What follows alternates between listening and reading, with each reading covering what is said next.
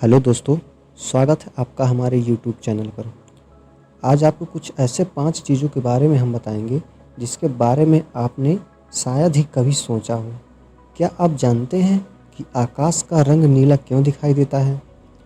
तारे टूटते हुए क्यों दिखाई देते हैं? दिन में तारे क्यों नहीं दिखाई देते? बर्फ़ पानी के ऊपर क्यों तैरती रहती है?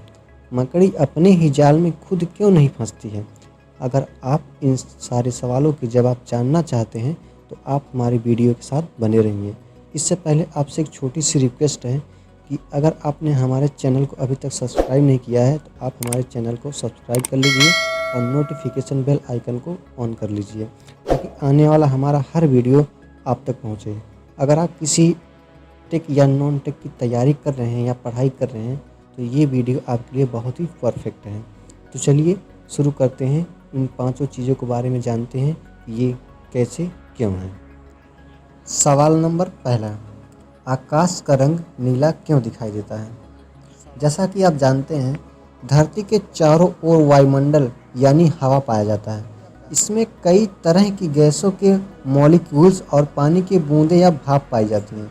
गैसों में सबसे ज़्यादा करीब 78% नाइट्रोजन पाया जाता है और करीब 21% ऑक्सीजन पाया जाता है। इसके अलावा भी आर्गन गैस और पानी पाए जाते हैं। इसमें धूल, राख और समुद्री पानी से उठा नमक वगैरह है।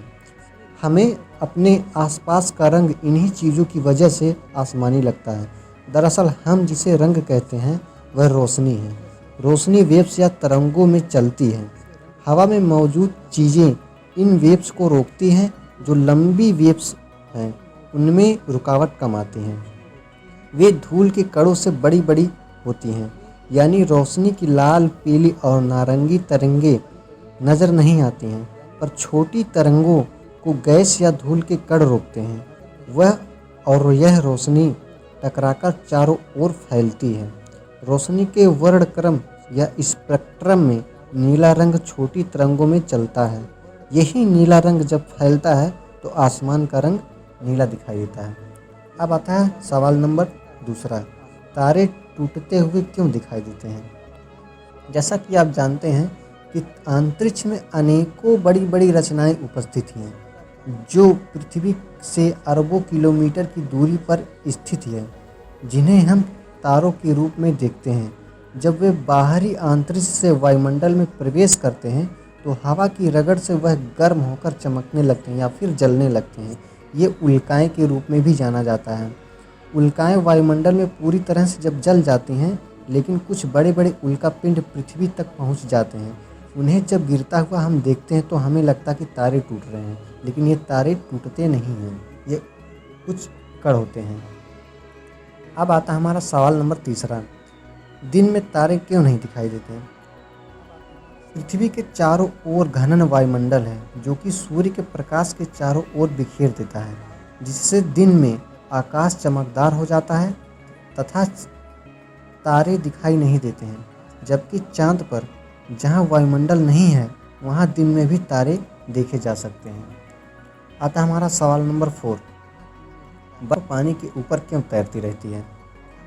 जब कोई भी तरल पदार्थ ठोस पदार्थ में बदलता है तो वह उसका आयतन घट जाता है और वह भारी हो जाता है, लेकिन पानी के साथ ऐसा कभी नहीं होता है।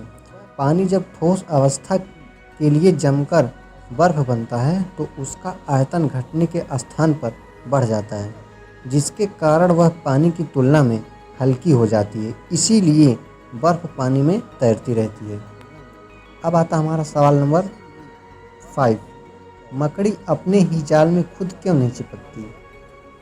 जैसा कि आप जानते हैं, मकड़ी अपने शिकार को फंसाने के लिए जाल बुनती हैं। छोटे छोटे कीड़े इस जाल में आसानी से फंस जाते हैं। इन कीड़ों का जाल से निकलना काफ़ी मुश्किल हो जाता है, लेकिन आपने कभी गौर से देखा होगा तो पाया होगा कि मकड़ी खुद उस जाल में एक दूसरे जगह से आसानी से घूम लेती है। क्या आपको पता है कि ऐसा क्यों होता है? मकड़ी का पूरा जाल चिपकने वाला नहीं होता है, वह इसका कुछ ही हिस्सा चिपचिपा बुनती है। वहीं इसके अलावा वैसा हिस्सा जहां मकड़ी खुद आराम से रहती है, वह बिना चिपचिपे पदार्थ के बनाया जाता है, इसीलिए वह आसानी से इसमें घूम लेती है। वैसे अपने ही जाल में फंसने से बचने के लिए मकड़ी एक और तरकीब निकाल लेती है। वह रोजाना अपने पैर काफ़ी अच्छे से साफ कर लेती है ताकि इन पर लगी धूल और दूसरे कण निकल जाएं। कुछ वैज्ञानिक मानते हैं कि मकड़ी का पैर तैलीय होता है, इसलिए वह जाल में नहीं फंसती और इसमें घूमती रहती है।